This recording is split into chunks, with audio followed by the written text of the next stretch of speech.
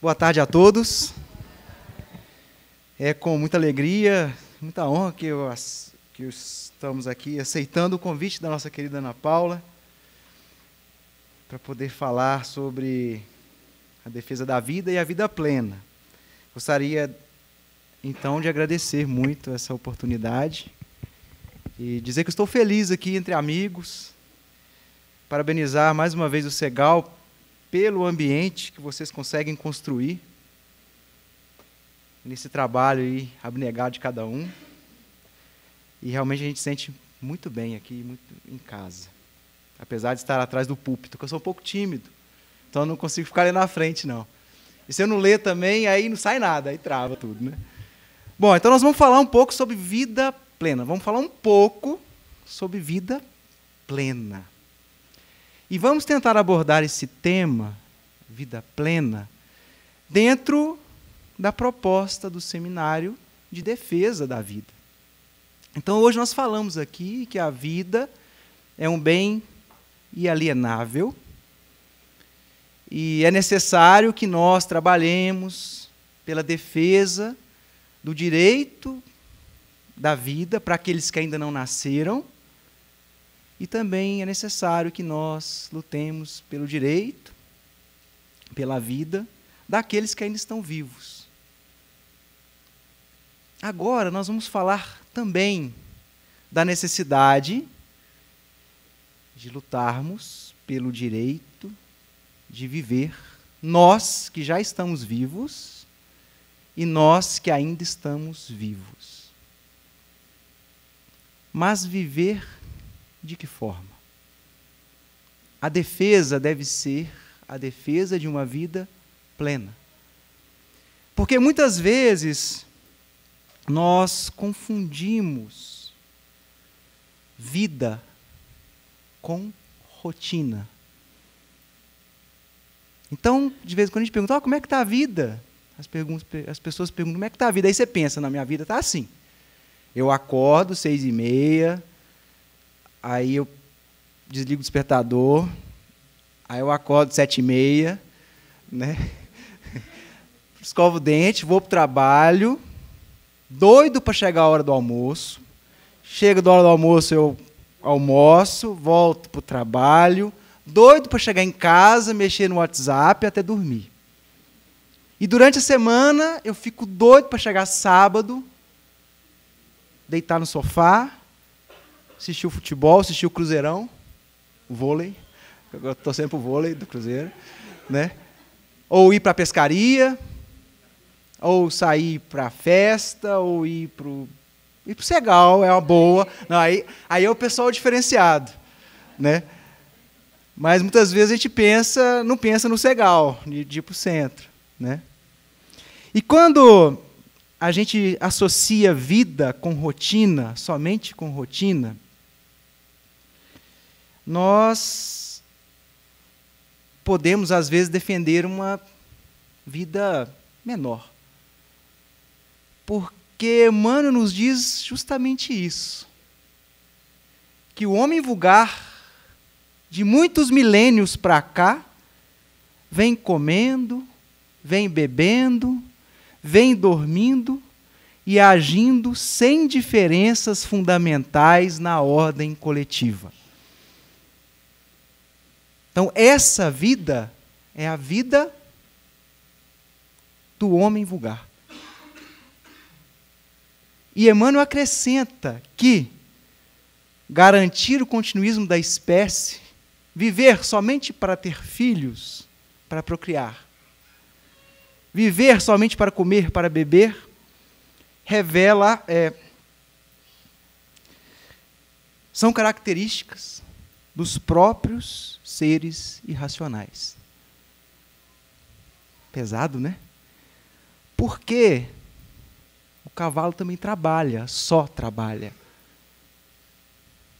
O boi também só come. O gato só dorme. E o cachorro só se diverte. Então, para a gente defender a vida, é necessário que nós saibamos o que é vida. Porque se a gente tiver o conceito de vida como dos seres irracionais, a vida, às vezes, não vale a pena ser defendida. Então, se eu tenho um parâmetro de vida, que minha vida é só comer, dormir e acordar, se eu for ter um filho, fica mais fácil eu fazer o aborto. Se a minha vida não tiver esse objetivo pleno, fica mais fácil quando eu tiver algum problema, uma doença terminal, eu querer resolver logo. Porque aqui nós temos uma condição de conceito. Então, pelo fato de estarmos encarnados, ainda percebendo somente 3 dimensões, como o professor Tomé nos explicou, perdemos às vezes a noção de pensar na vida em termos de eternidade. Às vezes associamos a vida somente com o hedonismo. Estamos aqui para satisfazer os nossos sentidos. Então é necessário aprendermos a pensar em termos de eternidade para que o internato no corpo físico não te empane a visão da vida. Emmanuel, no livro Caridade, capítulo 32. Então, presos na matéria, às vezes como pedra ainda, a gente não consegue perceber que há algo maior, que a vida é mais do que uma passagem tênue na evolução. Então, o que seria a vida plena para nós espíritas? Seria estar encarnado. E quando Kardec pergunta na questão 132 do Livro dos Espíritos qual o objetivo da encarnação do espírito, e tem como resposta que Deus nos impõe a encarnação com o fim de fazer-nos chegar à perfeição, aí a gente entende o que é vida plena. Viver, estar encarnado, é uma tentativa nossa de nos fazermos chegar à perfeição. Aí muda totalmente de figura. Então nós estamos aqui não para comer, dormir e acordar, comer, dormir e acordar. Nós estamos aqui para sermos perfeitos. Para chegarmos perto da perfeição, que é Deus. Aí muda o objetivo. E não foi só Kardec que disse isso. No Sermão do Monte, Jesus nos pede, portanto, para sermos perfeitos, como perfeito é o nosso Pai Celestial. É importante a gente entender aqui que nós seremos perfeitos um dia, não sei quantos dias, bilhões, trilhões, quinqualhões de dias, mas uma perfeição ainda relativa, porque a perfeição somente Deus. Então, a vida, a partir desse entendimento, toma uma nova roupagem e um novo conceito. Então, vamos entender a vida como um vaso que nós estamos tentando construir. Um vaso que nós estamos tentando pintar, uma obra de arte que nós estamos tentando entregar no final de tudo da melhor forma possível. Então, a vida plena é mais do que uma canequinha. A vida plena é um vaso trabalhado, é uma obra de arte. Então, utilizando-se dessa metáfora, nós vamos seguir aqui para falar sobre vida plena. Então, para a gente poder fazer um vaso bonito desse jeito, esse é um vaso Ming, eu esqueci o nome, acho que é Ming mesmo, que é um vaso, o trem mais doido do mundo para fazer. É necessário, primeiro, que nós aprimoremos as nossas técnicas de construção. Para podermos estar aptos a viver uma vida plena, é necessário que nós vivamos. Às vezes fazendo vários tipos de vaso. Às vezes vasos imperfeitos, incompletos, quebradiços, feios, mas fazendo vasos. Só que a gente, muitas vezes, principalmente nós espíritas, já queremos, de cara, construir obras de artes de uma vez. Ah, não, peraí, eu sou palestrante. Ah, não, eu sou dirigente. Ah, não, eu sou espírita. Minha vida é plena, porque eu sou espírita. Mas a gente esquece que, antes de treinarmos a nossa arte e capacidade de fazermos obra de arte, é necessário, primeiro, que nós cavemos a terra na procura do barro.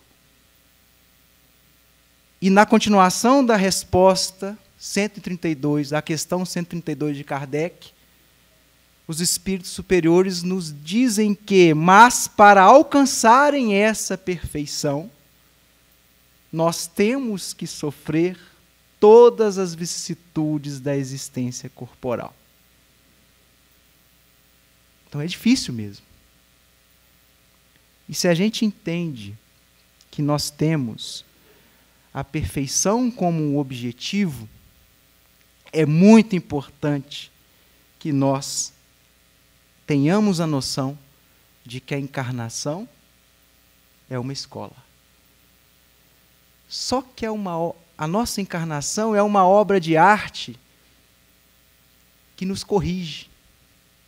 Então a gente às vezes faz um traço, fica feio, a própria obra de arte fala, não, põe para cá assim que fica melhor.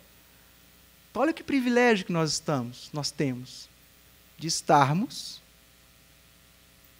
trabalhando uma obra de arte e a obra de arte está nos ensinando.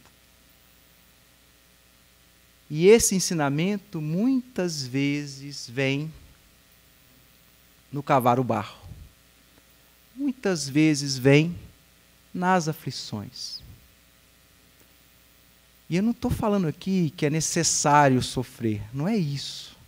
Buscar o sofrimento, não é isso. Eu estou falando aqui, se a obra de arte, se o quadro está te falando que esse traço que você deu foi errado, que você aprenda e corrija. Então, se a vida vem com a sua aflição, que você tire proveito da aflição. Se a vida te vem com felicidade, que você tire proveito da felicidade. Emmanuel completa no capítulo Vida do livro Caridade, que para fazermos a nossa obra de arte, vivermos a nossa vida plena, é necessário receber a aflição e a dificuldade, aliviando as aflições e as dificuldades alheias. É necessário pedir auxílio, auxiliando. É necessário rogar o socorro do céu, socorrendo aos que te rodeiam na terra. Então, desse jeito, a gente consegue acertar o traço. Retificar a linha. Fazer com que a estátua fique de pé e não caia. E voltando ao Cristo, ele também nos disse isso. No mesmo Sermão do Monte, logo no início, dizendo que bem-aventurados são os aflitos. O que significa bem-aventurado? Bem-aventurado, do grego, marca, que eu esqueci como é que fala, significa felicidade plena. Então, como é que alguém aflito vai ser plenamente feliz? Porque através da aflição, às vezes, nós vamos nos burilando e atingiremos uma felicidade eterna. Essa é a felicidade que nós vamos alcançar. O Espírito Lacordaire, no Evangelho segundo o Espiritismo, um capítulo lá no meio. É o quinto, né, que fala das aflições, né? Ele fala o seguinte, olha que bonito. Bem-aventurados os aflitos, pode então traduzir-se assim. Bem-aventurados os que têm a ocasião de provar sua fé, sua firmeza, sua perseverança e sua submissão à vontade de Deus. Então, bem-aventurado é aquele que se inscreveu na escola para aprender a fazer um vaso. E essa escola é difícil, mas que ele persiste. Porque no final, o diploma, porque terão centuplicada a alegria que lhes falta na terra, porque depois do labor virá o repouso. Então, através da aflição, dos embates, das alegrias, nós vamos, lá no futuro, encontrar uma alegria 100 vezes maior do que a alegria que a gente não encontra aqui. Aquela felicidade que a gente busca e chega bem longe. 100 vezes essa felicidade. Então, o diploma vale a pena. Não vale? Aí eu lembro uma história de um grande amigo meu, que nós fomos fazer um curso lá em São Paulo. Aí o curso era 3 meses, e São Paulo é muito caro, tudo caro, comida cara, o curso era o dia inteiro, tinha prova no fim de semana. E era um curso difícil, mas era um curso muito bom, sabe? Valeu muito a pena. Mas esse amigo meu era muito engraçado, ele falava assim, cara, você sabe por que eu estou nesse curso aqui? Por quê, cara? Por que você está aqui? Eu estou aqui para ir embora. E às vezes a gente faz isso, a gente está aqui para ir embora. A gente está vivendo aqui para desencarnar. Então o curso, ele exige mais o resultado. O diploma, ele é maravilhoso. E quem dera que nessa escola tivesse alguém que nos auxiliasse. Antes da gente errar, falar, não, peraí, não, pera. Essa nuvem tem que ser em cima, não tem que ser embaixo. A árvore é verde. Né? E nós temos esse professor, já há 2000 anos. Então, para vivermos uma vida plena, para aproveitarmos a nossa encarnação, é necessário sempre termos como modelo e guia o Mestre Jesus. Só que o Mestre Jesus é um professor de aula teórica e prática. E a aula é difícil. Em Mateus capítulo 16, versículo 24, Jesus nos diz o seguinte, se alguém quer vir após mim, negue a si mesmo, tome a sua cruz e siga-me. Negue a si mesmo, diminua o seu interesse pessoal. Que, de acordo com Kardec, é o início da imperfeição. Kardec não, dos espíritos superiores, questão 925. Tirando as virtudes e os vícios, o que leva ao início da imperfeição, mais ou menos assim, o interesse pessoal. Então é necessário nos matricularmos na escola para aprendermos a fazermos arte, mas essa escola é difícil. E esse professor nos convida a fazer algo extraordinário. Os ensinamentos do Cristo convidam-nos a escalar os cimos da espiritualidade superior. Então, a matéria, se a gente estudar direitinho e fazer e praticar vai nos fazer alcançar os cimos da espiritualidade superior. E essa matéria do Cristo nos indaga sobre o que de extraordinário estamos fazendo. Então aqui nós vamos falar algumas dicas. Vou dar uma colinha para a prova. Que nós encontramos neste capítulo, além dos outros, de Emmanuel, no livro Fonte Viva. E Emmanuel nos diz o seguinte: Jesus, contudo, espera algo mais do discípulo. Aos impositivos do trabalho dioturno, criar coragem, alegria e estímulo em derredor de ti. Então, para viver uma vida plena, mesmo nos impositivos do trabalho dioturno, é necessário que nós criemos coragem, alegria e estímulo no ambiente que nós estamos. E Jesus exemplificou isso logo no início do Evangelho, quando ele encontra Pedro, depois da noite toda tentando pescar e não conseguindo apanhar nada, ele pede para que Simão faze-te ao mar alto e lançai as vossas redes para pescar. Então, depois de um dia de trabalho, Jesus convida Pedro a ter coragem, alegria e ânimo e voltar, que ele vai conseguir. Então, dentro de uma aflição, de doença que seja, uma dificuldade no trabalho, num dia que deu tudo errado, é necessário que nós sejamos o ponto de luz que dará a coragem, a alegria e o estímulo para todos que nos rodeiam. Essa é a atitude. Emmanuel continua: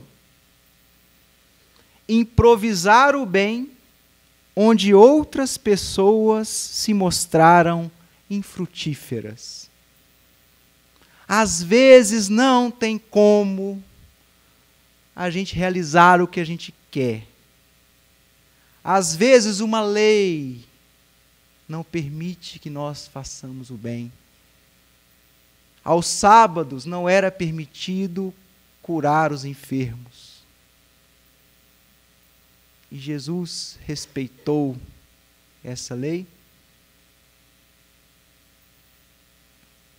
Ele preferiu fazer o bem. Então, se o mundo te impõe que é difícil viver uma vida plena, é necessário não desistir. É necessário prosseguir, é necessário aguentar toda crítica, todo desânimo, toda fraqueza e se propor a dar o passo. E se a gente se propõe a dar o passo e o objetivo desse passo é o bem do próximo, nós seremos ajudados. E se o intuito nosso é esse, nós estaremos exercendo naquele momento a parte que nos toca na obra da criação. Emmanuel continua: aproveitar com êxito o material que outrem desprezou por imprestável.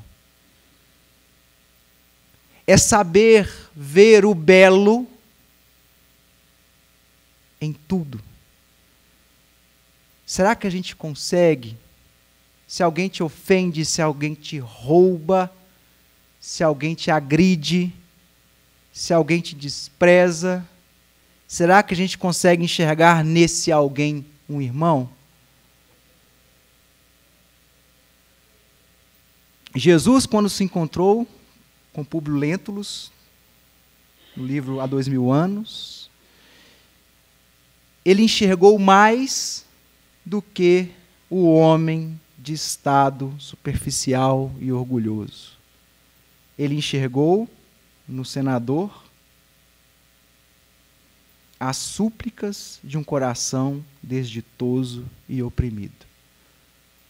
Tem aquela história que se conta, que foi psicografia de Humberto de Campos, que tinha um cachorro morto, acho que Tiago, não sei, se afastou do cachorro. Não, Jesus, não, está um cheiro ruim ali, esse cachorro aqui está morto. E Jesus chega para Tiago e fala, nossa, que dentes lindos ele tem. Então é necessário a gente enxergar o belo no outro, para que o outro enxergue o belo na gente também. Isso é indulgência.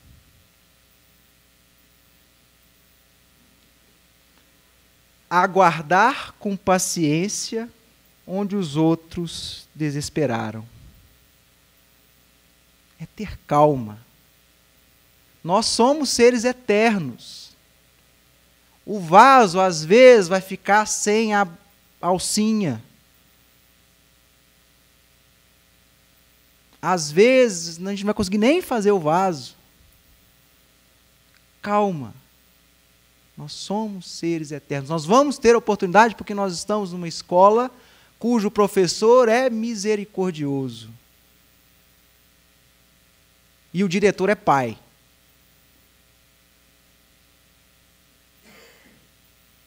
Então, enquanto na tempestade os discípulos estavam desesperados porque a tempestade violenta bateu-se sobre o mar, Jesus dormia. Então as tribulações, as dificuldades são passageiras. Temos que senti-las, sim. Temos que aprender com elas, sim. Mas temos que ter a convicção no futuro. Acho que a questão 922, como é que a gente pode ser feliz aqui? No final da resposta, tendo fé no futuro.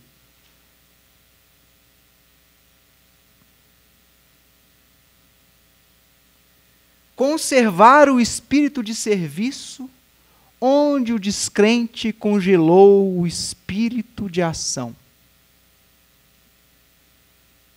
Enquanto os apóstolos estavam parados, discutindo quem era o maior entre eles, Jesus pôs o avental, se ajoelhou e lavou os pés dos mesmos.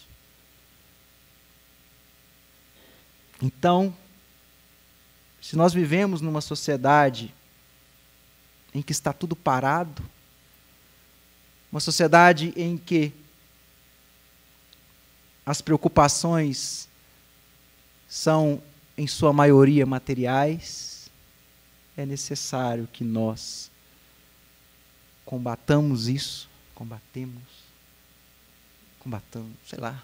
que nós desafiemos isso com serviço, com humildade e com trabalho. Mas também não é só tristeza, não. Para vivermos uma vida plena é necessário partilhar a alegria de teus amigos, sem inveja e sem ciúme.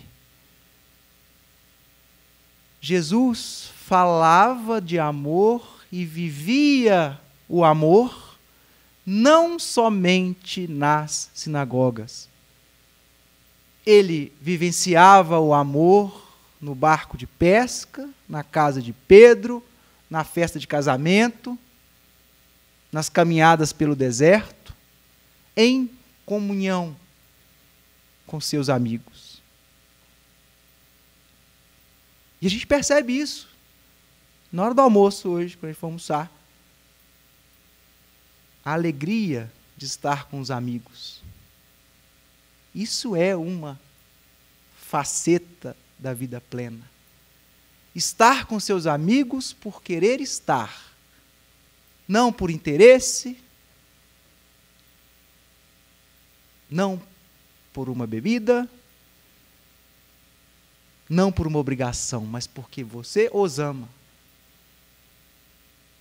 E juntando vários amores, sublimamos o sentimento. Estamos em egrégora. Buscar isso é necessário. E o mais importante, dar de ti mesmo no ministério da caridade. A gente fala muito de caridade. Muito. No livro Imitação de Cristo, do padre agostiniano Tomás de Kempis, livro de 1400 e alguma coisa, nós temos um negócio muito legal. Que a gente fala muito de caridade, então a gente fala muito de Jesus. E lá o padre fala o seguinte, ó, quem quiser compreender e saborear plenamente as palavras do Cristo, é-lhe preciso que procure conformar a dele toda a sua vida. Se a gente quer entender os ensinamentos do Cristo, é necessário vivermos estes ensinamentos. E o que é viver o ensinamento do Cristo? É dar de ti mesmo no ministério da caridade. Não é só falar de caridade, é praticar a caridade. E praticar com sentimento. Não é só entregar e ir embora. E o exemplo maior do Cristo, antes de ser crucificado, depois de ter sido humilhado, espancado, ter sido cuspido, ter sido traído, abandonado, qual foi a atitude? Primeiro, ele gostando de todo mundo, entendendo que nós não sabíamos o que estávamos fazendo, por ter benevolência para com todos, ele pediu para que Deus nos perdoasse. Então, primeiro, ele foi benevolente com a gente. Segundo, ele foi indulgente, porque ele não se sentiu ofendido, tanto que ele pediu que Deus perdoasse, não ele, porque ele não estava ofendido. Em terceiro lugar, ele pediu o perdão.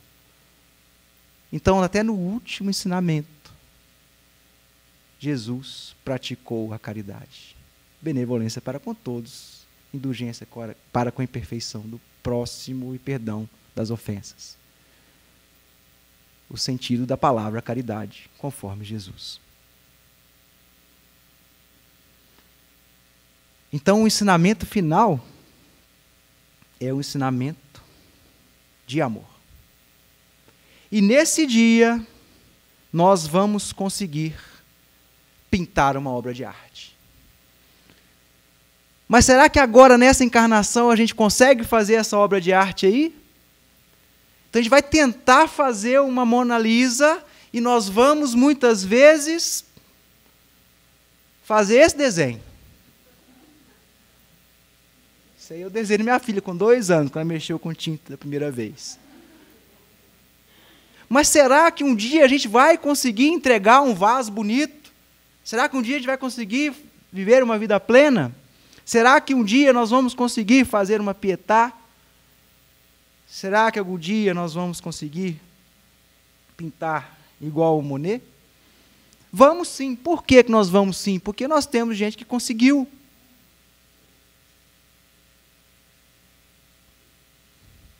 E essas pessoas conseguiram por quê? Porque, graças a Deus, nós entendemos e sabemos que existe a lei da reencarnação.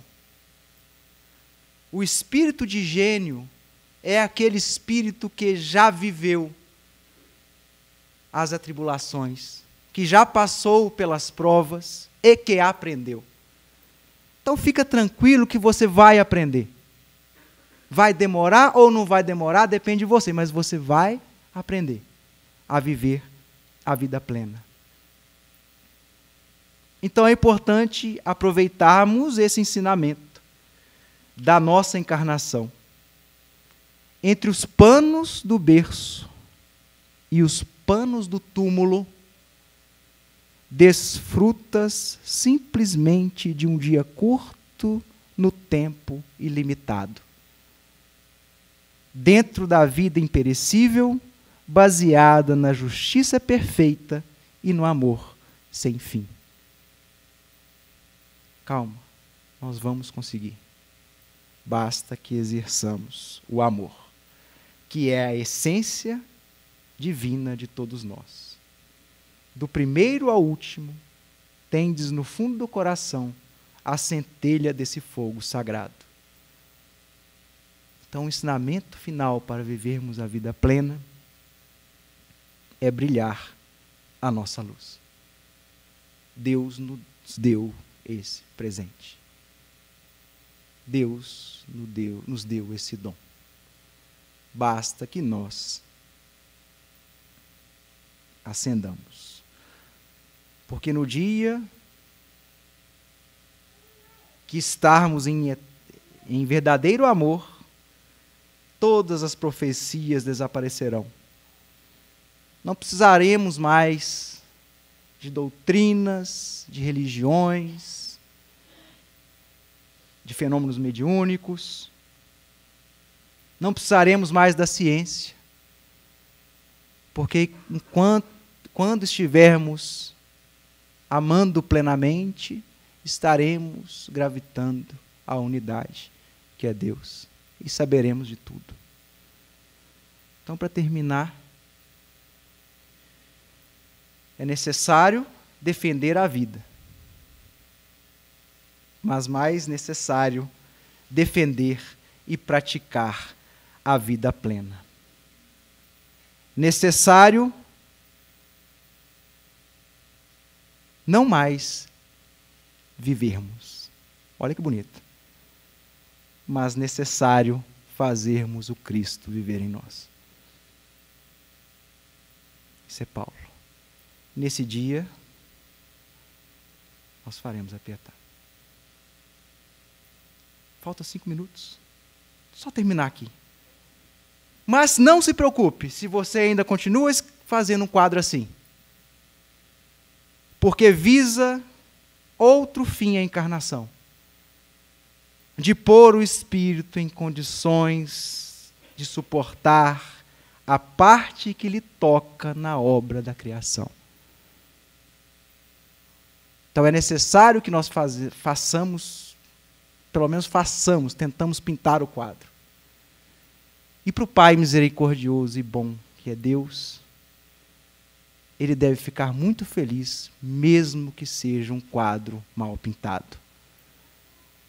Se minha mãe, que é vó da minha filha, tivesse uma Mona Lisa lá em casa, na casa dela, e tivesse o quadro da Amanda, ela tiraria o da Mona Lisa e colocaria o da minha filha no quarto.